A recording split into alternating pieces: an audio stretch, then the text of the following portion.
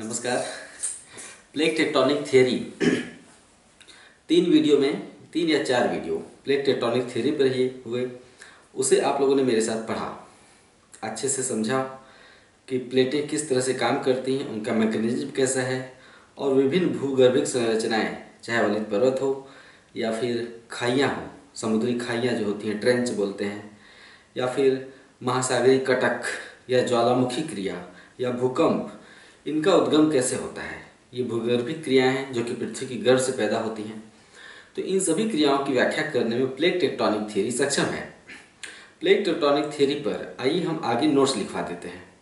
वैसे तो मैंने जो वीडियो बताए उसे आप ध्यान से लिख देंगे। चित्र मैंने बनाई हैं प्लेट टेक्टोनिक के सभी वीडियोज़ में, उससे संबंधित चित्र। अगर उसे आप ध्यान से लिख देंगे तो उससे अच्छा नोट्स क्या होगा। लेकिन फिर भी मैंने वादा किया है कि प्रत्येक चैप्टर पर सिस्टमेटिक नोट्स में लिखवा रहा हूँ। आइए उसी श्रृंखला में प्लेट टेक्टोनिक थियरी पर भी प्लेट टेक्टोनिक थियरी पर भी नोट्स तैयार कर लीजिए, है ना। हेडिंग डालेंगे आप प्लेट टेक्टोनिक थियरी या प्लेट विवर्तनिकी सिद्धांत। पृथ्वी का ऊपरी स्थलीय दृढ़ भूखंड, लिथोस्फीयर जिसे कहते हैं इंग्लिश में, बाहरी परत कठोर है, तो उसी को मैं बोल रहा हूँ। पृथ्वी का ऊपरी स्थलीय दृढ़ भूखंड एक क्रमबद्ध पट्टी के रूप में न होकर, यानी लिथोस्फीयर एक क्रमबद्ध पट्टी के रूप में न होकर अनेक प्लेटों में विभाजित है। सारे किस्से आप जानते ही हैं, है ना। इन प्लेटों के स्वभाव और गतियों से संबंधित अध्ययन को ही प्लेट टेक्टोनिक या प्लेट विवर्तनिकी कहते हैं। ठीक है। प्लेट की परिभाषा क्या होती है, देख लीजिए। प्लेट की परिभाषा, पृथ्वी का वह ऊपरी स्थलीय दृढ़ भूखंड जो अपने नीचे स्थित दुर्बलता मंडल पर तैर रहा है, प्लेट कहलाता है। दुर्बलता मंडल मतलब एस्थेनोस्फीयर, जो अर्धठोस अवस्था में, लिथोस्फीयर के ठीक नीचे अर्धठोस अवस्था में जो है उसे हम दुर्बलता मंडल कहते हैं, है ना। प्लेटों की औसत मोटाई 200 किलोमीटर होती है, जो कि महाद्वीपों पर कुछ अधिक और महासागरों पर कुछ कम मोटी होती है। अब तक कुल 6 प्रमुख और 20 छोटी प्लेटों का निर्धारण किया जा चुका है। 6 बड़े प्लेटों का नाम इस प्रकार है: यूरेशियन प्लेट, इंडियन प्लेट, अफ्रीकी प्लेट, अमेरिकी plate, Pacific plate, Antarctic plate. 6 बड़ी प्लेटों के नाम आपने लिखा कि कैसे जो पृथ्वी का बाहरी परत जिसे लिथोस्फीयर कहते हैं, अर्थात स्थलीय दृढ़ भूखंड अर्थात लिथोस्फीयर, उसकी 6 बड़ी प्लेटें कौन कौन सी हैं आपने नाम लिखा। आगे लिखिए, प्लेट विवर्तनिकी संकल्पना का प्रादुर्भाव 2 तथ्यों के आधार पर हुआ है। पहला, महाद्वीपीय प्रवाह की संकल्पना, और दूसरा, सागर तली के प्रसार की संकल्पना, है ना। इसके बाद आप विश्व मानचित्र में मैंने एक चित्र बनाया था प्लेट टेक्टोनिक के पहले वीडियो में, जिसमें सभी महाद्वीप और महासागरों को प्लेटों पर स्थित दर्शाया गया है। वो चित्र ये था। इसके बाद आप इस चित्र को बना लेंगे। आप देख रहे हैं कैसे विभिन्न महाद्वीप और महासागर प्लेटों के ऊपर स्थित हैं। कहीं प्लेटों का अपसरण हो रहा है, कहीं प्लेटों का अभिसरण हो रहा है ना। प्लेटें महासागरों में एक दूसरे से दूर जा रही हैं और महाद्वीपों पर एक दूसरे से लगभग टकरा रही हैं। ये चित्र मैंने पहले वीडियो में बनाया था, आप भी इसे बना लीजिए, है ना। बना लिया आपने। इसके बाद आप लिखेंगे, प्लेटें अपने नीचे स्थित अपेक्षाकृत अधिक घनत्व वाले दुर्बलता मंडल अर्थात एस्थेनोस्फीयर पर तैर रही हैं। ये प्लेट विभिन्न महाद्वीप और महासागर इन्हीं प्लेटों के ऊपर स्थित हैं और प्लेटों के साथ ये भी प्रवाहित हो रहे हैं, अर्थात महाद्वीप और महासागर भी प्लेटों के साथ प्रवाहित हो रहे हैं। अध्ययन की दृष्टि से इन प्लेटों के किनारे ही सर्वाधिक महत्वपूर्ण होते हैं, क्योंकि प्लेटों की गतिविधियों का प्रभाव किनारों पर ही परिलक्षित होता है। इन किनारों के सहारे ही ज्वालामुखी क्रिया, भूकंपीय क्रिया, पर्वत निर्माणकारी क्रियाएं तथा अन्य विवर्तनिकी घटनाएं संपन्न होती हैं। अगला पैरा चेंज करिए। सामान्य रूप से प्लेट किनारे 3 प्रकार के होते हैं: रचनात्मक प्लेट किनारा, दूसरा विनाशी प्लेट किनारा, तीसरा संरक्षी प्लेट किनारा। मैंने इन सभी चीज़ों को पढ़ाते समय जो वीडियो में पढ़ाते समय, समझाते समय व्हाइट बोर्ड पे मैंने जो चित्र बनाए थे वो चित्र साथ साथ आप बनाते रहेंगे। जब मैंने तीनों प्लेट किनारों का नाम लिखा था व्हाइट बोर्ड पे तो ये तीनों चित्र बनाए थे, है ना। प्लेटें कहीं दूर जा रही हैं, कहीं नज़दीक आ रही हैं और कहीं अगल बगल से रख रही हैं। इस चित्र को आप बना लेंगे, ठीक है। उसके बाद आप हेडिंग डालेंगे रचनात्मक प्लेट किनारा, अर्थात पहला है रचनात्मक प्लेट किनारा। आइए इसके विषय में डिटेल नोट्स लिख लेते हैं। दो प्लेटों के परस्पर विपरीत दिशाओं में अपसरित होने से, दो प्लेटों के परस्पर विपरीत दिशाओं में अपसरित होने से, अपसरण मतलब दूर हटना, सब कुछ आप समझे हुए। मैं ये मानकर नोट्स लिखवा रहा हूँ कि आपने प्लेट टेक्टोनिक के सभी वीडियोस ध्यान से देखे हैं और उसे लिखा है समझाते समय। दो प्लेटों के परस्पर विपरीत दिशाओं में अपसरित होने से रचनात्मक प्लेट किनारों का निर्माण होता है। रचनात्मक प्लेट किनारों के सहारे नए पदार्थ अर्थात क्रस्ट का निर्माण होता है। अपसरण की प्रक्रिया में, अपसरण बोल रहा हूँ, अपसरण की प्रक्रिया में प्लेटें परस्पर दूर हटती हैं, जिससे रिक्त स्थान को भरने के लिए, प्लेटें दूर हटेंगी तो बीच में रिक्त स्थान बन जाता है, जिससे रिक्त स्थान को भरने के लिए एस्थेनोस्फीयर से लावा का निस्राव होता है और नई क्रस्ट का निर्माण होता है। लावा के जमने से नई क्रस्ट का निर्माण होता है। यह प्रक्रिया मध्य महासागरीय कटकों के सहारे संपन्न होती है, जो मेंटल से उठने वाले संवहन तरंगों के ऊपर स्थित हैं। कौन? मध्य महासागरीय कटक। फिर से रिपीट कर रहा हूँ, यह प्रक्रिया मध्य महासागरीय कटकों के सहारे संपन्न होती है, जो मेंटल से उठने वाले संवहन तरंगों के ऊपर स्थित हैं। वास्तव में इन मध्य महासागरीय कटकों का निर्माण भी लावा के जमाव से ही हुआ है। रचनात्मक प्लेट किनारों के सहारे नई क्रस्ट का निर्माण होता है। निरंतर लावा के उद्भेदन से नवनिर्मित क्रस्ट टूटकर विखंडित हो जाती है और कटक से दूर हट जाती है। इस क्रिया से सागर तली का विस्तार होता है, यानी हमेशा नई क्रस्ट पुरानी क्रस्ट का स्थान लेती रहती है। जब भी नया लावा बाहर निकलता है तो नवनिर्मित क्रस्ट की जो परत है उसे तोड़ देती है और प्लेटें किनारे सरक जाती हैं और नया लावा बाहर निकलकर फिर से क्रस्ट का रूप धारण कर लेता है। यह प्रक्रिया निरंतर चलती रहती है, जिससे सागर तली का विस्तार होता रहता है ना। ये सब कुछ आपने व्हाइट बोर्ड पे समझा है मेरे साथ। हाँ, फिर से रिपीट कर रहा हूँ। निरंतर लावा के उद्भेदन से नवनिर्मित क्रस्ट विखंडित होकर कटक से दूर हटती जाती है। इस क्रिया से सागर तली का विस्तार होता है। जब कटक के ऊपर लावा का तीव्र प्रवाह होता है, लावा कटक के सहारे ही तो बाहर निकलता है ना, तो जब कटक के ऊपर लावा का तीव्र प्रवाह होता है तो उसके निक्षेपण से, निक्षेपण मतलब जमाव से, है ना, निक्षेपण बोलते हैं जब किसी चीज़ का जमाव होता है, तो उसके निक्षेपण से द्वीपों का विकास होता है। यानी कटक के ऊपर जब लावा तेजी से प्रवाहित होता है तो जमते हुए सागर सतह के ऊपर तक चला आता है, और जब सागर सतह के ऊपर तक लावा चला आता है तो वो द्वीप की तरह दिखाई देता है। उस पर जनसंख्या का बसाव भी हो जाता है, जैसे आइसलैंड, है ना। आइसलैंड एक देश है। आइसलैंड देश कैसे बना है? कटक के ऊपर लावा का सतत प्रवाह हुआ, द्वीप बन गया, सागर सतह से ऊपर झांकने लगा लावा। जब वो जमकर ठोस हो गया तो उससे आइसलैंड जैसे द्वीप का निर्माण हो गया, है ना, जैसे आइसलैंड और ओजोर्क। रचनात्मक प्लेट किनारे मुख्यतः 3 स्थानों पर बनते हैं। मैंने बताया था, पहला अटलांटिक महासागर में, दूसरा हिंद महासागर में और तीसरा पूर्वी अफ्रीका में। ये चित्र मैंने बनाया था, इसे आप ध्यान से देख लीजिए। अटलांटिक महासागर में इधर जो है कि आप दिखाएंगे एक तरफ अफ्रीकी प्लेट, दूसरी तरफ अमेरिकी प्लेट। इसी तरह हिंद महासागर में एक तरफ अफ्रीकी प्लेट, एक तरफ इंडियन प्लेट। इसी तरह अफ्रीका महाद्वीप में, पूर्वी अफ्रीका में भी प्लेटों का अपसरण हो रहा है। आप ध्यान से इस चित्र को देख के बना लेंगे, ठीक है। वैसे सब कुछ पीछे चित्र बनाया जा चुका है, कुछ भी इसमें नया नहीं है। तो पहला मैंने बताया कि रचनात्मक प्लेट किनारे मुख्यतः 3 स्थानों पर बनते हैं, अटलांटिक महासागर में, बी हिंद महासागर में और सी पूर्वी अफ्रीका में। पूर्वी अफ्रीका वाला चित्र बनाने के बाद आप उसके बगल में ऐसे लिख दीजिए, पूर्वी अफ्रीका में भूभ्रंश घाटी यानी रिफ्ट घाटी के सहारे प्लेटों का अपसरण हो रहा है, जिससे पूर्वी अफ्रीका की रिफ्ट घाटी लगातार चौड़ी होती जा रही है। पूर्वी अफ्रीका की विभिन्न झीलें, विक्टोरिया, कौन कौन सी सब झीलें हैं, पूर्वी अफ्रीका की विभिन्न झीलें और नील नदी इसी घाटी में प्रवाहित होती है।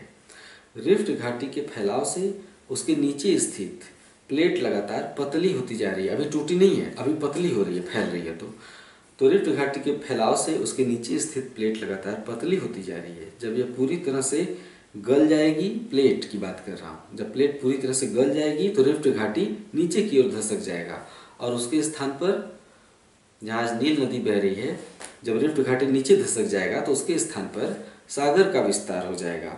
लाल सागर का निर्माण भी इसी प्रक्रिया से हुआ है। यानी जो अरब, सऊदी अरब का क्षेत्र है और अफ्रीका, सऊदी अरब और अफ्रीका के बीच में क्या पाया जाता है? अरब प्रायद्वीप और अफ्रीका के बीच में लाल सागर पाया जाता है। यानी पहले अरब प्रायद्वीप और अफ्रीका आपस में जुड़े हुए थे और लाल सागर नहीं था। बाद में जब अरब प्रायद्वीप उत्तर की ओर प्रवाहित होने लगा तो बीच में लाल सागर का निर्माण हुआ, है ना। तो इसी प्रक्रिया से लाल सागर का निर्माण हुआ है। बाद के समय में लाल सागर में कटक का निर्माण हो जाएगा और ये कटक धीरे धीरे बढ़ता जाएगा। हिंद महासागर में कार्लसबर्ग कटक, इसी कटक का विस्तार है। यानी लाल सागर में जो कटक का निर्माण होगा वो कार्लसबर्ग कटक का ही विस्तार होगा एक तरह से। मेडागास्कर द्वीप का निर्माण भी इसी प्रक्रिया से हुआ है। यानी मेडागास्कर द्वीप भी पहले अफ्रीका से जुड़ा हुआ था, बाद में अलग हो गया, तो मेडागास्कर द्वीप का निर्माण भी इसी प्रक्रिया से हुआ है। ये तो हो गया रचनात्मक प्लेट किनारा। अब आप दूसरा हेडिंग डालेंगे, विनाशी प्लेट किनारा। विनाशी प्लेट किनारे के सहारे दो प्लेटें आमने सामने अभिसरित होती हैं। अभिसरित अर्थात टकराती हैं। इन प्लेट किनारों के सहारे पदार्थ निचले मेंटल में छेपित होकर नष्ट होता है। जब दो प्लेटें टकराती हैं तो एक प्लेट जो अधिक घनत्व वाली होती है इसको ढकेल कर नीचे चली जाती है मेंटल में, और मेंटल में जाकर 100 किलोमीटर की गहराई पर पिघल जाती है। उसे हम बेनियाफ जोन कहते हैं। सब कुछ पढ़े हैं आप, तो वही मैं बोल रहा हूँ, फिर से सुनिए। विनाशी प्लेट किनारे के सहारे दो प्लेटें आमने सामने अभिसरित होती हैं। इन प्लेट किनारों के सहारे पदार्थ निचले मेंटल में छेपित होकर नष्ट होता है। आमने सामने अभिसरण की प्रक्रिया में अधिक घनत्व वाली भारी प्लेट कम घनत्व वाली प्लेट के नीचे मेंटल में छेपित हो जाती है, जिससे क्रस्ट का विनाश होता है। चूंकि प्लेटें महाद्वीपीय भी हो सकती हैं, महासागरीय भी हो सकती हैं, इसलिए प्लेटों के मध्य अभिसरण की अर्थात टकराव की 3 परिस्थितियां होती हैं। प्लेटें महाद्वीपीय भी हो सकती हैं, महासागरीय भी हो सकती हैं, इसलिए प्लेटों के मध्य अभिसरण की 3 परिस्थितियां होती हैं। पहला महासागर महासागर अभिसरण, दूसरा महासागर महाद्वीप अभिसरण, तीसरा महाद्वीप महाद्वीप अभिसरण। अब फिर से हेडिंग डालिए, महासागर महासागर अभिसरण को दिखाइए, है ना। हेडिंग डाल दिया आपने, महासागर महासागर अभिसरण। दो महासागरीय प्लेटों के मध्य अभिसरण की क्रिया पश्चिमी प्रशांत महासागर में हो रही है। महासागर महासागर अभिसरण कहाँ हो रहा है? प्रशांत महासागर देख रहे हैं? पश्चिमी प्रशांत महासागर मतलब चाइना के पूर्व में, जहाँ जापान और फिलीपींस है ना, वो पश्चिमी प्रशांत महासागर है। वहाँ पे पश्चिमी प्रशांत महासागर में प्लेटों के मध्य अभिसरण की प्रक्रिया पूरी हो रही है। समझा दूँ थोड़ा सा, एक तरफ यूरेशियन प्लेट है और इधर यूरेशियन प्लेट है, इधर अमेरिकन प्लेट है। अमेरिकन प्लेट अधिक घनत्व वाली है, जिससे वो मेंटल में जाकर ऐसे छेपित हो जाती है। आपने देखा कि किस तरह से जापान, फिलीपाइंस, है ना, सखालीन द्वीपों का निर्माण हुआ है। वीडियो में सारा कुछ आप देख चुके हैं, वीडियो आप खोल के देख सकते हैं। महासागर महासागर अभिसरण जिसमें समझाया गया है। तो आइए महासागर महासागर अभिसरण को लिखते हैं। दो महासागरीय प्लेटों के मध्य अभिसरण की क्रिया पश्चिमी प्रशांत महासागर में होती है, जिसमें अधिक घनत्व वाली पैसिफिक प्लेट अपेक्षाकृत कम घनत्व वाली यूरेशियन प्लेट के नीचे छेपित हो रही है। ठीक है, उसके बाद आप ये चित्र बना देंगे। महासागर महासागर अभिसरण में मैंने ये चित्र बना के दिखाया था। आप यही चित्र अच्छे से बनाना है तो वीडियो खोलकर बना लीजिए। वो वीडियो जिसमें मैंने महासागर महासागर अभिसरण व्हाइट बोर्ड पर दर्शाया था। ठीक है, चित्र बनाने के बाद आगे लिखेंगे आप। अधिक घनत्व वाली पैसिफिक प्लेट के छेपण से, छेपण मतलब नीचे जाने से, छेपण से कम घनत्व वाली यूरेशियन प्लेट का अग्रभाग विरूपित हो गया, मतलब मुड़ गया, जिससे पश्चिमी प्रशांत महासागर में मग्न ढाल के सहारे द्वीपीय चापों का निर्माण हुआ है। फिर से रिपीट कर रहा हूँ। अधिक घनत्व वाली पैसिफिक प्लेट के छेपण से कम घनत्व वाली यूरेशियन प्लेट का अग्रभाग विरूपित हो गया, जिससे उसके ऊपर स्थित मलबा वलित हो गया। परिणाम स्वरूप पश्चिमी प्रशांत महासागर में मग्न ढाल के सहारे द्वीपीय चापों का निर्माण हुआ। उदाहरण के लिए अलास्का के पश्चिम में अल्यूशियन द्वीपीय चाप, सखालीन द्वीप समूह, जापान द्वीप समूह, फिलीपींस द्वीप समूह और पापुआ न्यू गिनी, है ना। इन द्वीपी चापों का निर्माण हुआ है। ये द्वीप श्रृंखलाबद्ध होकर बनते हैं, जैसे अलास्का के पश्चिम में स्थित द्वीपी चाप, अल्यूशियन द्वीपी चाप। ठीक, नेक्स्ट,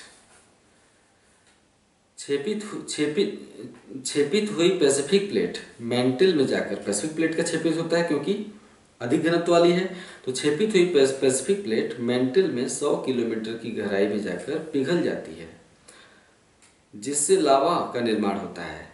इसे बेनियाफ जोन कहते हैं। जहाँ लावा का निर्माण होता है, जहाँ प्लेट पिघलती है, उसे बेनियाफ जोन कहते हैं।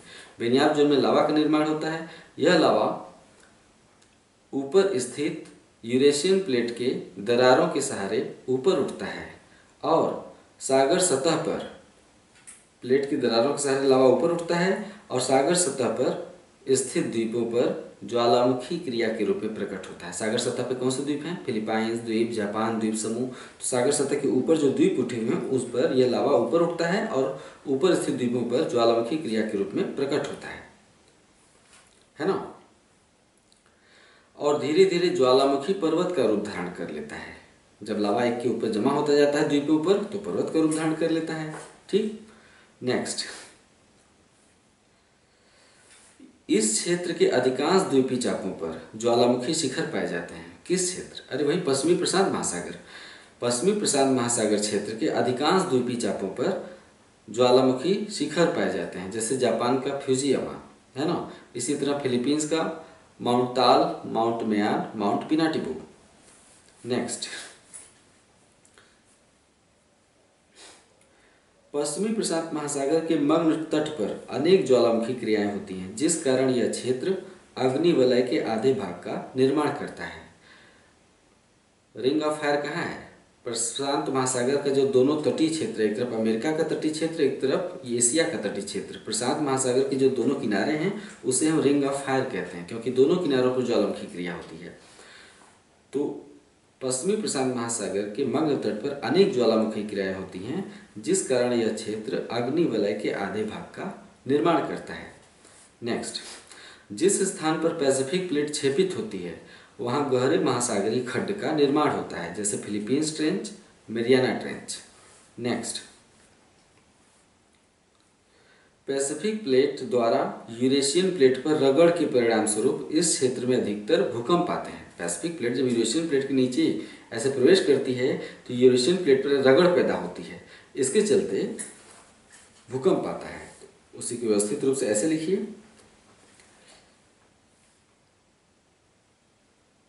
पैसिफिक प्लेट द्वारा यूरेशियन प्लेट पर रगड़ के परिणाम स्वरूप इस क्षेत्र में अधिकतर भूकंप के झटके आते हैं।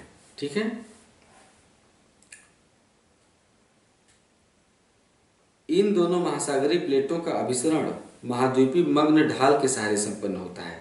इस अभिसरण के परिणाम स्वरूप पश्चिमी प्रशांत महासागर के अभिसरण के परिणाम स्वरूप प्रशांत महासागर के पश्चिमी भाग में अल्यूशियन द्वीप समूह से लेकर, अल्यूशियन द्वीप समूह कहाँ है? अलास्का के ठीक पश्चिम में।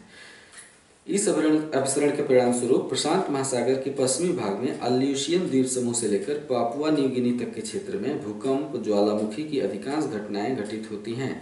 साथ ही इस क्षेत्र में अनेक द्वीपों और गहरे खड्डों का निर्माण हुआ है। महासागर में भूकंप क्रिया के कारण इस क्षेत्र में प्रायः सुनामी लहरें भी आती हैं। जापान में अक्सर सुनामी आती है ना।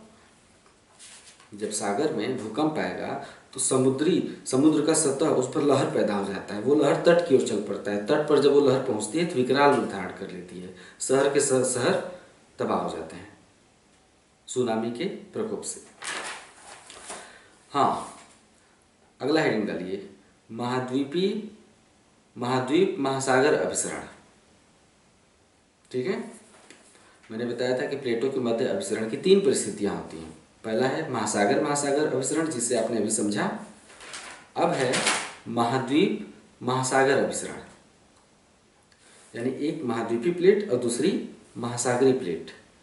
इन दोनों के मध्य अभिसरण कहाँ होता है? दक्षिण अमेरिका के पश्चिमी तट पर। ये चित्र मैंने बनाया था। एक तरफ दक्षिण अमेरिका महाद्वीप है, दूसरी तरफ नज़का प्लेट है प्रशांत महासागर में। तो नज़का प्लेट और दक्षिण अमेरिकी प्लेट के मध्य यहाँ अभिसरण होता है। ये चित्र मैंने व्हाइट बोर्ड पर बनाया था, उसके नीचे ये वाला चित्र बना लेना है, ठीक है। ओके, व्हाइट बोर्ड पर बनाया था मैंने। चित्र बनाने के बाद आप लिखेंगे कैसे? महाद्वीपीय महासागरीय प्लेटों के मध्य, महाद्वीपीय एवं महासागरीय प्लेटों के मध्य अभिसरण की क्रिया प्रशांत महासागर के पूर्वी तट के सहारे संपन्न हो रही है। प्रशांत महासागर के पूर्वी तट यानी दक्षिण अमेरिका के पास। तो महाद्वीपीय एवं महासागरीय प्लेटों के मध्य अभिसरण की क्रिया प्रशांत महासागर में पूर्वी तट के सहारे संपन्न हो रही है। अधिक घनत्व वाली नजका प्लेट दक्षिण अमेरिकी प्लेट के नीचे छेपित हो रही है, जिसके परिणाम स्वरूप दक्षिण अमेरिकी प्लेट का अग्रभाग विरूपित हो रहा है या विरूपित हो गया। इस कारण दक्षिण अमेरिकी महाद्वीप का पश्चिमी भाग वलित हो गया। महाद्वीप का जो पश्चिमी भाग है वो वलित हो गया, है ना। इसके परिणाम स्वरूप विश्व के या दुनिया के सबसे लंबे वलित पर्वत एंडीज का निर्माण हुआ। एंडीज दुनिया का सबसे बड़ा वलित पर्वत है ना। महाद्वीपीय एवं महासागरीय प्लेटों के मध्य अभिसरण की क्रिया बिल्कुल तट के समीप संपन्न होती है। आप चित्र में देख सकते हैं, एक तरफ महाद्वीपीय प्लेट है, एक तरफ महासागरीय। ये बिल्कुल तट है, तट के पास अभिसरण होता है बिल्कुल, है ना। फिर से बोल रहा हूँ, महाद्वीपीय एवं महासागरीय प्लेटों के मध्य अभिसरण की क्रिया बिल्कुल तट के समीप संपन्न होती है, जिस कारण महासागरीय खड्ड पेरू और चिली तट के समीप बनते हैं। पेरू और चिली तट के समीप बनते हैं और ज्वालामुखी क्रियाएं वलित पर्वतों के साथ साथ पाई जाती हैं। यही कारण है कि तटीय मोड़दार पर्वतों के साथ साथ ज्वालामुखी पर्वत भी पाए जाते हैं। तटीय मोड़दार पर्वत मतलब जैसे एंडीज, तटीय मोड़दार पर्वत के साथ साथ हमेशा ज्वालामुखी पर्वत भी पाए जाते हैं। उदाहरण के लिए एंडीज पर्वत पर इक्वेडोर का कोटोपैक्सी, एंडीज पर कुल 22 ज्वालामुखी पर्वत पाए जाते हैं। नेक्स्ट, मैंने बताया था कि प्लेटों के मध्य अभिसरण की 3 परिस्थितियां होती हैं। महासागर महासागर अभिसरण, दूसरा है महाद्वीपीय महासागर अभिसरण और तीसरा है महाद्वीप महाद्वीप अभिसरण। अब हम लिखेंगे महाद्वीप महाद्वीप अभिसरण, ठीक है। आइए इसे लिखते हैं। 2 महाद्वीपीय प्लेटों के मध्य अभिसरण का सबसे अच्छा उदाहरण भारतीय और यूरेशियाई प्लेटों का अभिसरण है। एक तरफ यूरेशियाई प्लेट, एक तरफ भारतीय प्लेट, ठीक है। चूंकि 2 महाद्वीपीय प्लेटें घनत्व और द्रव्यमान में लगभग समान होती हैं, इसलिए 2 महाद्वीपीय प्लेटों के मध्य अभिसरण के कारण छेपड़ की क्रिया नहीं होनी चाहिए। 2 समान घनत्व वाली प्लेटें जब टकरा रही हैं तो दोनों में समान बल है, यानी कोई एक प्लेट नीचे छेपित नहीं होनी चाहिए, क्योंकि दोनों का समान घनत्व है, रुक जानी चाहिए। तो 2 महाद्वीपीय प्लेटों का घनत्व और द्रव्यमान लगभग समान होता है, इसलिए महाद्वीपीय प्लेटों के मध्य अभिसरण के परिणाम स्वरूप छेपड़ की क्रिया नहीं होनी चाहिए। लेकिन इंडियन प्लेट के अग्रभाग में, यानी इंडियन प्लेट के ठीक आगे, लेकिन इंडियन प्लेट के अग्रभाग में टेथिस सागर में जमा अवसादों के कारण इंडियन प्लेट का घनत्व यूरेशियाई प्लेट से कुछ अधिक था। इंडियन प्लेट के अग्रभाग पर टेथिस सागर था, उसमें लाखों वर्षों से नदियों द्वारा अवसादों का जमा हो रहा था जो चट्टान बन चुके थे। इसलिए जब इंडियन प्लेट टेथिस सागर की तरफ आगे बढ़ा तो टेथिस सागर में जो मलबा था उसके चलते इंडियन प्लेट का घनत्व कुछ अधिक हो गया। समझ में आया? तो छेपड़ की क्रिया नहीं होनी चाहिए महाद्वीपीय प्लेटों के मध्य, लेकिन इंडियन प्लेट के अग्रभाग में टेथिस में जमा अवसादों के कारण इसका घनत्व यूरेशियाई प्लेट से कुछ अधिक था। परिणाम स्वरूप इंडियन प्लेट यूरेशियाई प्लेट में कुछ छेपित हो गया, यानी छेपण किसका हुआ? इंडियन प्लेट का हुआ। ये इंडियन प्लेट है, इसका छेपण हो गया, ठीक है, कुछ छेपित हो गया। लेकिन इंडियन प्लेट मेंटल में नीचे जाने के बजाय, मेंटल में नहीं गया, लेकिन इंडियन प्लेट मेंटल में नीचे जाने के बजाय यूरेशियाई प्लेट को उठाकर उसके नीचे समानांतर रूप से फैल गया, जिसके परिणाम स्वरूप एक महाद्वीपीय क्रस्ट के नीचे दूसरा महाद्वीपीय क्रस्ट प्रवेश कर गया। मैंने बोला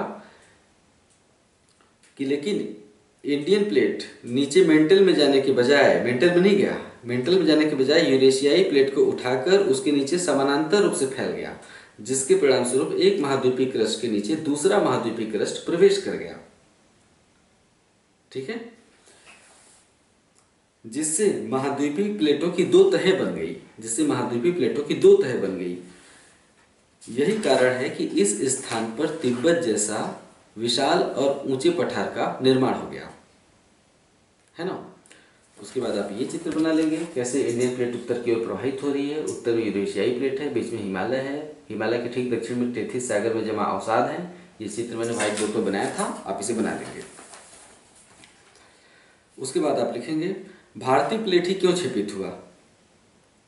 यूरेशियाई प्लेट क्यों नहीं क्षेपित हुआ, क्योंकि दोनों महाद्वीपीय हैं तो कोई भी क्षेपित हो सकता है। तो भारतीय प्लेट ही क्यों क्षेपित हुआ, इसका एक अन्य कारण यह हो सकता है कि भारतीय प्लेट उत्तर की ओर प्रवाहित था, जबकि यूरेशियाई प्लेट पूर्व दिशा की ओर प्रवाहित था। यूरेशियाई प्लेट की प्रवाह की दिशा देखिए पूरब की तरफ है और भारतीय प्लेट उत्तर की ओर प्रवाहित हो रहा है, तो निश्चित रूप से जो आगे बढ़ेगा उसी का क्षेपण होगा। यही कारण है कि इंडियन प्लेट का नीचे क्षेपण हो गया।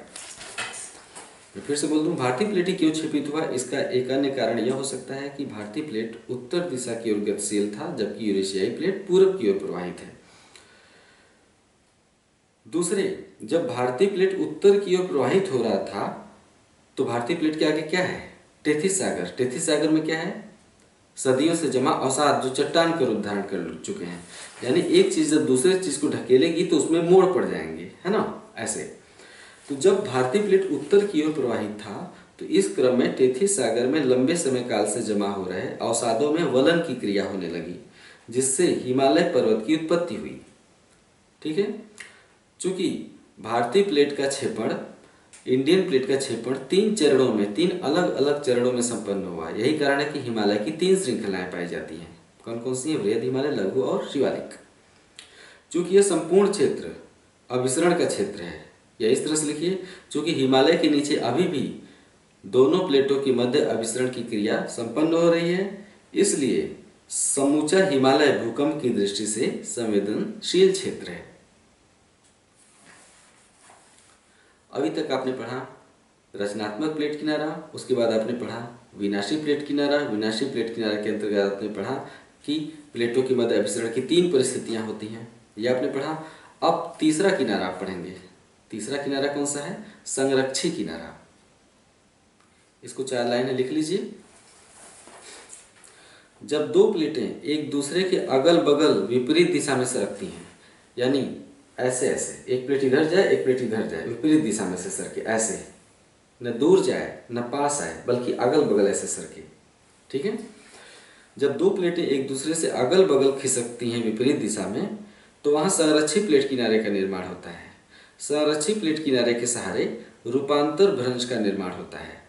परिणाम स्वरूप इन क्षेत्रों में भूकंप के तीव्र झटके आते हैं। रगड़ के कारण इन क्षेत्रों में भूकंप के तीव्र झटके आते हैं। उदाहरण के लिए कैलिफोर्निया का सैन एंड्रियास भ्रंश। ठीक है, उदाहरण के लिए कैलिफोर्निया का सैन एंड्रियास भ्रंश, इसके सहारे तीव्र भूकंप यहाँ पे आते हैं। इसे संरक्षी किनारा इसलिए कहते हैं क्योंकि इसके सहारे न तो प्लेट का विनाश होता है और न ही प्लेट का निर्माण होता है। यानी इसके सहारे न तो क्रस्ट का निर्माण होता है, न ही क्रस्ट का विनाश होता है, केवल भूकंप के तीव्र झटके आते हैं। ठीक है, तो अब तक आपने प्लेट टेक्टोनिक थियरी कैसे काम करती है, प्लेटें कैसे काम करती हैं, ये जो आपने व्हाइट बोर्ड पर समझा था 3-4 वीडियो में, उसका आपने नोट्स बना लिया। ठीक है, अगला वीडियो व्हाइट बोर्ड पर होगा। अगले वीडियो में आप ये समझेंगे कि प्लेटों की गतिशीलता का कारण क्या है, क्यों प्लेटें दूर हटने लगती हैं या आपस में टकराने लगती हैं। तो अगले वीडियो में प्लेटों की गतिशीलता का कारण पढ़ेंगे। साथ ही उसी वीडियो में प्लेट टेक्टोनिक थ्योरी में जो कमियां हैं उन कमियों को आप पढ़ेंगे कि प्लेट टेक्टोनिक थ्योरी में क्या कमियां, किन चीज़ों की व्याख्या नहीं कर पाती है ये। तो अगले वीडियो में ये दोनों बातें होंगी, गतिशीलता का कारण और थियरी में कमियां। उसके बाद अगले वीडियो में हमेशा जो सवाल पूछा जाता है, वेगनर के महाद्वीपीय विस्थापन सिद्धांत और प्लेट टेक्टोनिक थ्योरी की तुलना, दोनों थियरियों की आपस में तुलना कर देंगे। तुलना में ये बताया जाएगा कि महाद्वीपीय विस्थापन सिद्धांत ने कई बातों की व्याख्या नहीं की थी, लेकिन प्लेट टेक्टोनिक थ्योरी जो भूगर्भिक संरचनाएं हैं उनकी संपूर्ण व्याख्या करने में सक्षम है। तो उसमें आप वेगनर की कमियों को बता देंगे, महाद्वीपीय प्रवाह सिद्धांत की कमियों को बताया जाएगा और प्लेट टेक्टोनिक थ्योरी की सफलता बताया जाएगा कि कैसे यह अधिक समझाने में सक्षम है। उसके बाद प्लेट चैप्टर समाप्त हो जाएगा। उसके बाद हम प्रवेश करेंगे नए चैप्टर में। वो चैप्टर कौन सा होगा, पर्वत निर्माण। दुनिया के सभी बड़े पर्वत वलित पर्वत हैं, फोल्डेड माउंटेन। तो उस प्लेट टेक्टोनिक के अगला चैप्टर होगा पर्वत निर्माण। उसमें आप पर्वत निर्माण के संदर्भ में जो जो सिद्धांत दिए गए हैं उसका अध्ययन करेंगे, जैसे कोबर का भूसन्नति सिद्धांत। प्लेट टेक्टोनिक थ्योरी भी पर्वत निर्माण की अच्छी व्याख्या कर लेती है, कोबर का भूसन्नति सिद्धांत भी अच्छी व्याख्या कर लेता है। तो अगले चैप्टर में हम जब पर्वत निर्माण वाला चैप्टर आएगा तो उसमें हम पर्वत निर्माण के संदर्भ में 3 सिद्धांतों का अवलोकन करेंगे। ये 3 सिद्धांत हैं, कोबर का भूसन्नति सिद्धांत, दूसरा है होम्स का संवहन तरंग सिद्धांत और तीसरा है प्लेट टेक्टोनिक थ्योरी। ठीक है, इसी तरह से आगे बढ़ता रहेगा, आप नोट्स बनाते रहिए। नमस्कार।